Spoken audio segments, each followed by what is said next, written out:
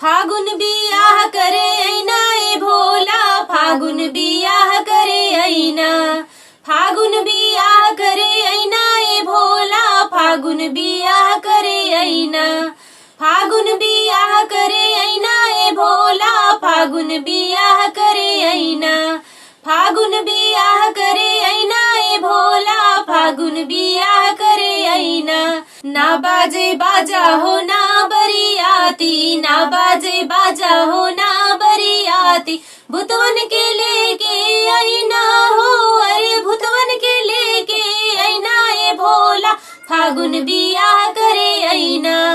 फागुन बियाह करे ऐना ए भोला, फागुन बियाह करे ऐना, फागुन बियाह करे ऐना ए भोला, फागुन बियाह करे ऐना।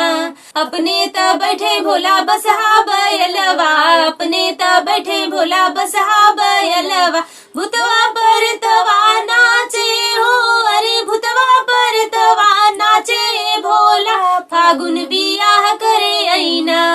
फागुन बियाह करे ऐना ए भोला, फागुन बियाह करे ऐना,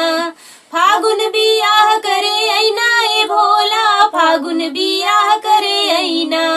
ना पहिने सिकड़ी हो ना पहिने माला, ना पहिने सिकड़ी हो ना पहिने माला, सर्प के माला पहिर नए हो, अरे सर्प के माला पहिर नए भोला, फागुन बियाह करे ऐना, फागुन बियाह करे ऐना ए भोला, फागुन बियाह करे ऐना,